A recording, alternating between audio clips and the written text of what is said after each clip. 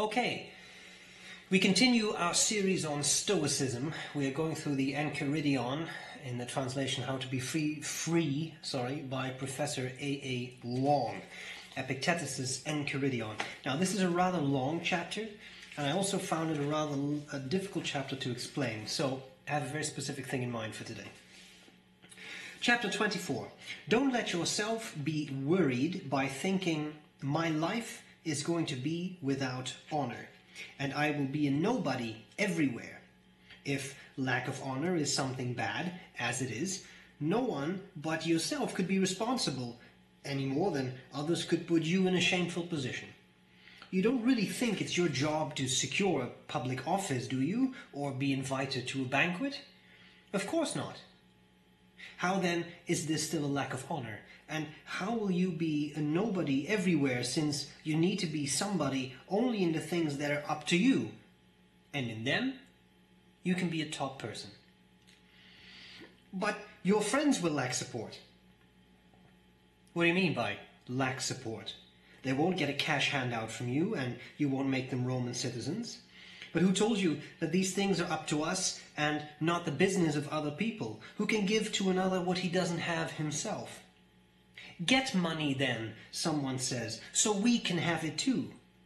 If I can get it and preserve my honor and integrity and moral principles, show me the way and I will get it. But if you are asking me to lose the good things that are mine just for you to acquire things that are not good, you can see how unfair you are and how ungenerous. What would you rather have? Money or a trustworthy and honorable friend? Help me rather to maintain this character, and do not ask me to do the very things that will make me lose it. But my country, someone says, will lack such support as I could have given. I repeat the question of what support you have in mind. Your country does not have shoes because of the blacksmith or weapons because of the cobbler. It is enough if each person performs his own job. And if you were to supply your country with another trustworthy and honorable citizen, would you not be doing it a benefit? Yes, I would. So you yourself would not be of no benefit to your community. What position then will I hold in it? Whichever one you can have, and still preserve your trustworthy and honorable character. But if you lose this character in wanting to benefit your country, and you end up dishonorable and untrustworthy, what benefit would you be? Very, very nice, very, very interesting. Okay, so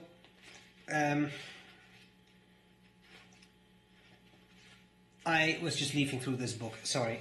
Here's another great quote from Epictetus. This is from his longer books, right? So there are the Discourses, pretty much a verbatim transcription of his lectures, and then there is the Enchiridion, which is sort of an abbreviated version of those 8 books of the Discourses, of which we only have 4 left.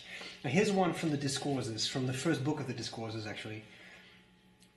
Of one thing beware, O man. See what is the price at which you sell your will.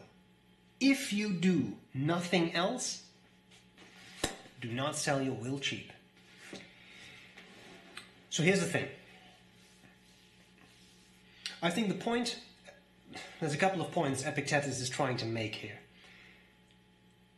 And one is so crucial and is so fundamental to Stoicism that I think it is a good idea if we talk about that in some more detail. In the mind of a Stoic, the point of life is to be virtuous, to do the right thing. And I'm going to specify this a bit more in a second. Why is that the point of life?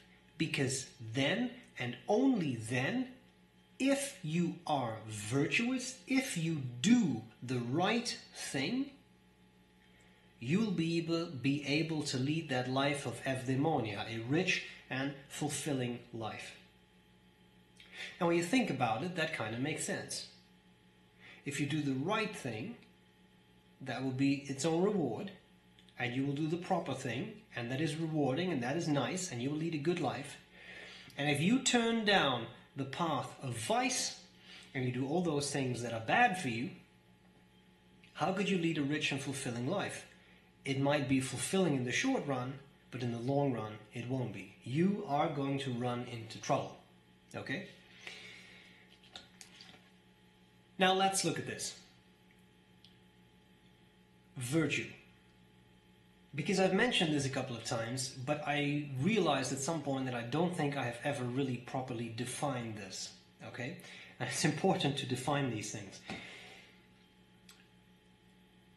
In Hellenistic philosophy, the ancient Greek philosophy, I would say there are 4 core pillars of virtue. Okay? Wisdom, courage, justice, temperance. Alright? Some of these kind of speak for themselves, I think, I hope, but let's go over them quickly. Wisdom. In the case of the Stoics, practical wisdom. In other words,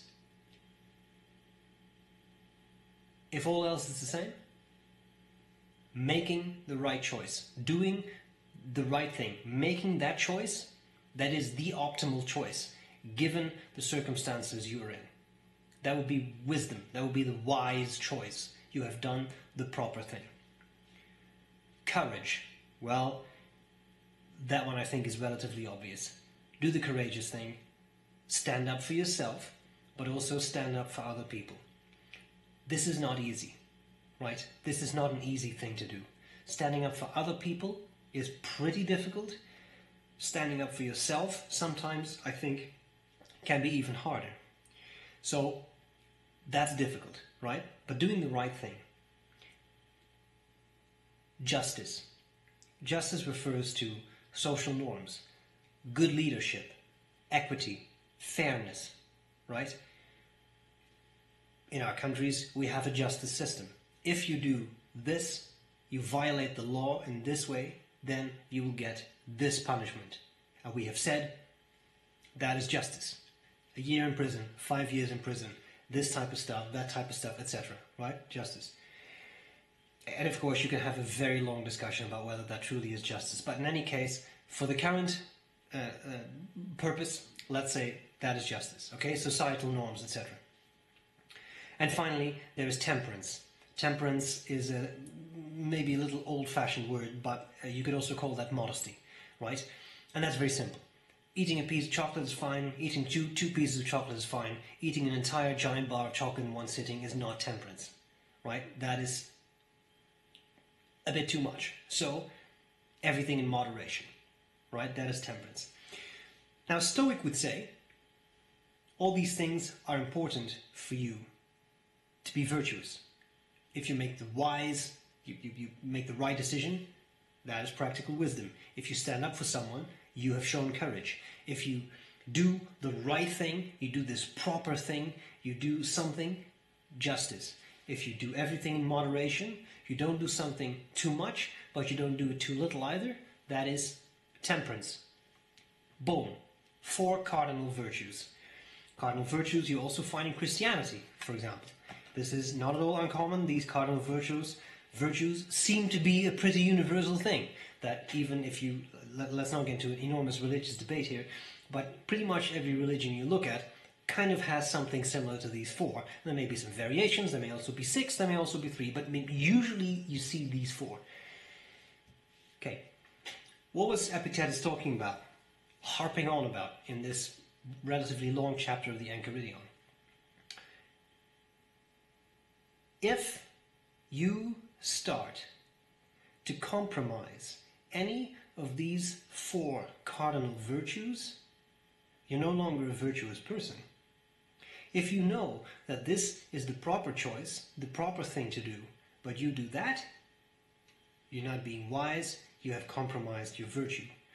If you see someone being bullied, but you choose not to stand up for that person, you have not done the courageous thing. I'm not saying it's an easy thing to do, I'm just putting it bluntly. You have not done the courageous thing. If you decide to steal something because there's 50 of these pens at work anyway, may as well take one for my personal use. That is not a just choice. And finally, if you do eat the entire bar of chocolate in one go, that is not temperance. Have been there. Right? You make sacrifices. And with Epictetus, I think what he's getting at here is be mindful of those types of things. The whole point of Stoicism is that it is a philosophy of life. Now here's the thing. None of us are what the Stoics would call the sage, sophos, spoudeos. There are different names for that. But in any case, sort of a wise and enlightened person, right? The sage is perfect. The sage will always make the wise choice, will always do the courageous thing, will always be just, will always be temperate. We can't be like that, but we can strive to be like that. We can do our best to be as much like that as we can. And then we are virtuous, and then we can lead a life of eudaimonia. But when other people start to ask you to do things that compromise your virtue so that they can benefit, they are wrong. And that is when you as a Stoic will have to say, nope, no can do. I cannot do that. Because yes, it might help you out, but in the long run I will be harmed because I have to compromise my virtue. This is hard. This is not easy. Especially when someone higher up in a hierarchy at work may ask you to do something, for example. But if you want to be a Stoic, you have to stand up for these kinds of things. And you have to be willing to do the virtuous thing. And again, you can't always do that. We can't always do this in everyday life. But here's a fun thing. There was a famous Stoic who said, I believe it was Chrysippus, but that was one of the leaders of the Stoa school. It could also be Cleanthes. I thought it was Chrysippus. In any case, I love this analogy. He said it doesn't matter whether you do a virtuous thing for a short while or if you do it forever. Because a small circle is as much of a circle as a big circle. So if you do a small virtuous thing, that is as amazing as doing a great virtuous thing all the time. And that is a great way to look at things. You don't have to be perfect all the time because none of us are. We all make mistakes, right? But you try to do the right thing. Every time you try. And when other people ask you to do something that you know will compromise your virtue, you shouldn't do that thing. In the long run, it won't be good for you, right? And here's a nice Stoic exercise. At the end of every day, Seneca would lie in bed and he describes how his wife would be asleep because she knew she would shut up. Pretty much what he says, because she knew his ways. He would lie in bed and he would go over all the things he had done that day. What had he done well? What had he done not so well? Now, what he had done not so well, he didn't feel bad about. Feeling bad about the past is not a Stoic thing because you can't change the past anymore. You can't. The past is over. But what you can do is learn from it and say, you know what? Today I lost my temper. I was driving to work. Some guy cut me off. I got upset. Tomorrow, if that happens again, I'm not going to go. I will try to not get upset. And if you phrase it that way, if you fail, well, then you fail. You did get upset. But you didn't say you wouldn't get upset. You said you would try to not get upset. And then you can't really fail. Because you're in control of yourself trying every single time. And that way, every time you try to do a little virtuous thing. And then in the end, you'll be a happy person. That's all there's to it. I hope this was useful. This is a tough one. This is one to think about a little bit. But try to apply this. And I genuinely believe that if everyone would do that, the world would look a bit differently. So there you have it. I hope this was useful, and I'll gladly see you later. Bye-bye.